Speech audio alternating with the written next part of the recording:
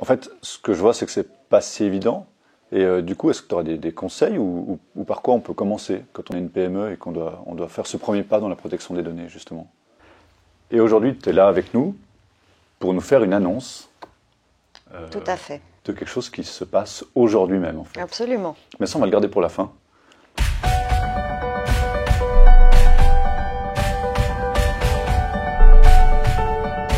Salut Isabelle. Bonjour Vincent. J'espère que tu vas bien.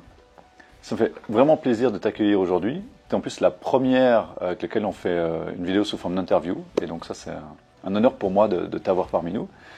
Rapidement, qui tu es? Isabelle Dubois. Tu es avocate de formation. Tu es l'ancienne préposée à la protection des données du canton de Genève. Et depuis maintenant environ 7 ans, tu es consultante indépendante avec Ad-Hoc Résolution dans le domaine de la protection des données. Tout à fait. Pour les entreprises. Et aujourd'hui, tu es là avec nous pour nous faire une annonce Tout à fait. de quelque chose qui se passe aujourd'hui même, en fait. Absolument. Mais ça, on va le garder pour la fin. Ok, finalement, quand on parle de protection des données, c'est quoi les enjeux pour une entreprise, une PME?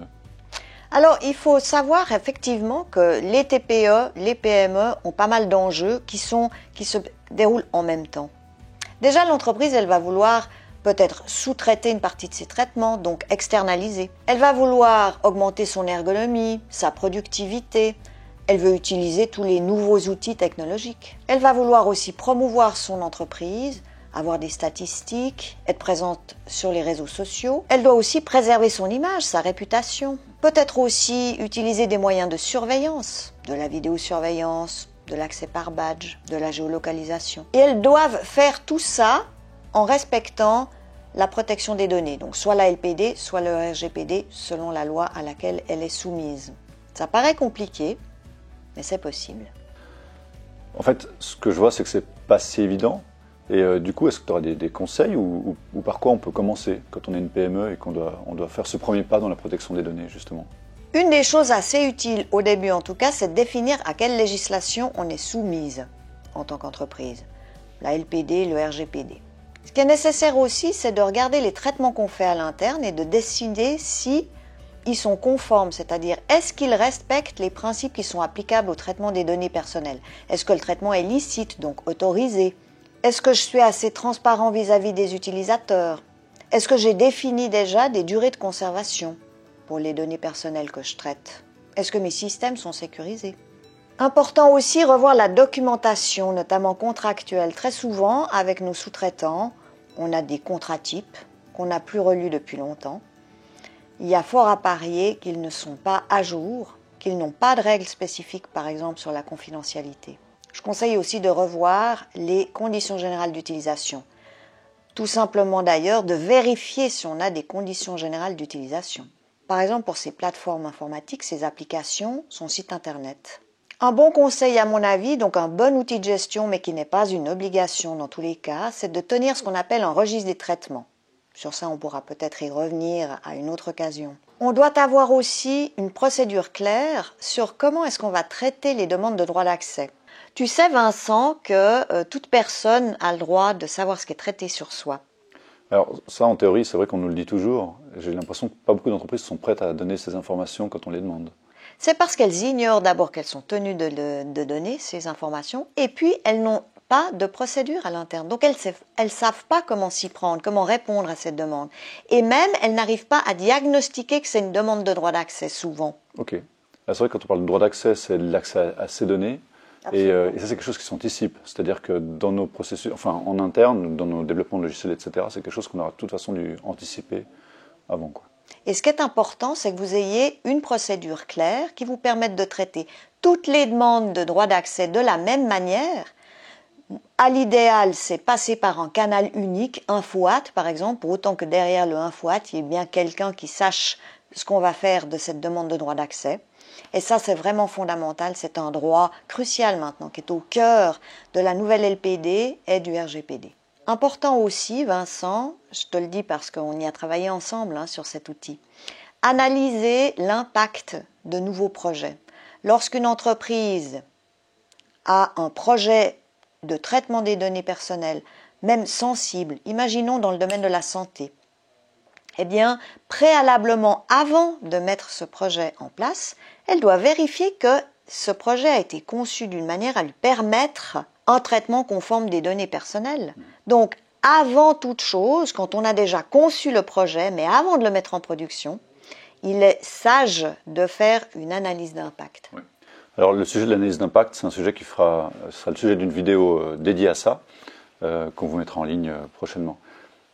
Tu parles de contraintes, de faire attention, c'est une charge pour les entreprises. Finalement, il y a un risque si on ne fait pas attention à ça. Il y a un risque, évidemment qu'il y a un risque. Alors en Suisse, le risque financier, en effet, est assez faible.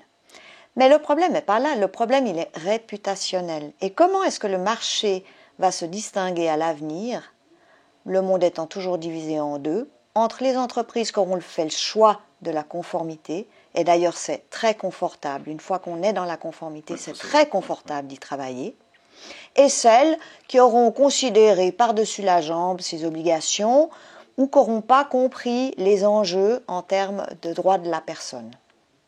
Tu parles de risque faible, mais pour les entreprises suisses qui pourraient être soumises à la RGPD, on pourrait avoir des sanctions de la RGPD, donc de l'Union européenne?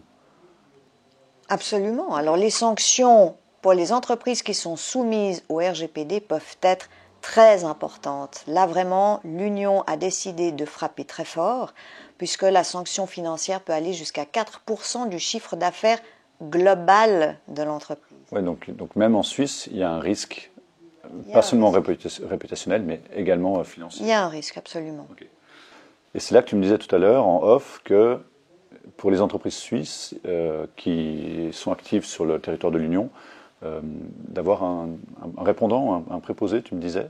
C'est ça, un représentant sur le territoire de l'Union, un représentant RGPD sur le territoire de l'Union. Pourquoi? Si on fait par exemple du commerce en ligne et que l'on vend sa marchandise sur le territoire français, en Belgique, en Allemagne, les autorités de surveillance veulent avoir une personne de contact. Si elles entreprennent par exemple un contrôle, il faut savoir que la CNIL, qui est l'autorité de surveillance française, entreprend des contrôles en ligne. Donc, en réalité, quand elle démarre son contrôle, l'entreprise qui est sise en Suisse ne le sait pas encore. Et si en plus elle fait du commerce, disons de manière volontaire, avec un certain volume d'affaires sur le territoire de l'Union, eh bien, de par le RGPD, elle est tenue d'avoir ce représentant sur le territoire de l'Union. Et donc, là, petit clin d'œil, il faut une personne qui soit agréée et en Suisse et en France. Voilà, c'est mieux. D'accord. On est aussi là pour parler de toi, hein. Donc ça, c'est un des services que tu offres, évidemment. Ok, super. Donc là, toi, tu es là pour nous aider, mais c'est quand même un petit peu la jungle. Pour une PME, hein, c'est pas forcément évident. Là, tu nous as donné quelque chose à faire attention et finalement, on peut s'en sortir quand même. Exactement. Ce qu'on peut voir, c'est que si on prend les précautions nécessaires, qu'on met en place les mesures importantes pour vérifier qu'on traite les données personnelles d'une manière conforme, j'ai cité quelques exemples, c'est déjà pas mal hein, si on fait ça. Ça nous permet d'atteindre tous les objectifs dont on a parlé préalablement, tout en étant conforme à la législation. Mais ça nécessite un petit peu de comment, vers qui je peux m'adresser. Alors, bon, moi je te connais, j'ai de la chance, mais est-ce qu'il n'y aurait pas un organisme plus général ou quelque chose comme ça, ou tu n'avais pas une annonce à nous faire? Surprise! Depuis aujourd'hui, il existe effectivement, vient d'ouvrir, un club, le premier club francophone de la protection des données. Ça fonctionne sur base d'abonnement et des experts rassemblés autour du pilier qu'est la protection des données personnelles vont pouvoir répondre aux questions de ces abonnés. Alors c'est du dépannage premier niveau. Ça ne remplace pas du tout la consultante que je suis par exemple, et le but n'est pas d'avoir des mandats de longue durée, mais de répondre à des questions ponctuelles que beaucoup de responsables de traitement se posent. Et cet abonnement, il vise qui? Tous les directeurs ou les dirigeantes de TPE, de PME, les patrons, les patronnes qui peut-être nous entendent et se disent « mais moi j'ai quelques questions » auxquelles on peut répondre de manière assez succincte. Et ce club va répondre à ces questions, mettre de l'information aussi régulièrement. Une base de connaissances qui va s'auto-alimenter sera à disposition des abonnés. C'est un peu comme un système, je sais pas, genre le TCS ou la SLOCA, Ou Voilà. quand on a une question, vous allez pouvoir y répondre sous forme d'abonnement. Et puis en cas d'accident ou quelque chose comme ça, en cas de problème, Absolument.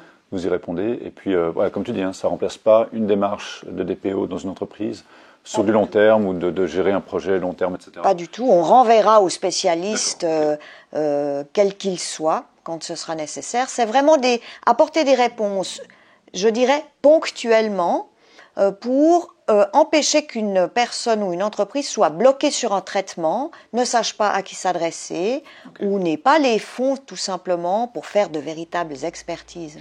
En fait, vous apportez une réponse aux questions qu'on a tous en tant que patron de petite entreprise, quoi. C'est ce qu'on essaye de faire, oui. Est-ce qu'on peut avoir le site web, l'adresse? Absolument. clubprotectiondesdonnées.net. .net, ok. Merci beaucoup Isabelle. Merci à toi, Vincent. Bonne suite à ce club. Merci. Voilà, j'espère que ça vous a plu. Cette vidéo nous a demandé du temps pour la réaliser en plus de notre activité de consultant. Si elle répond à vos attentes et qu'elle vous est utile, nous pourrons en produire d'autres du genre. Alors si vous voulez d'autres vidéos, n'hésitez pas à commenter, liker et partager. Et par vos commentaires, vous pouvez aussi nous indiquer quel sujet lié à la sécurité de l'information ou à la résilience des entreprises vous voudriez qu'on développe.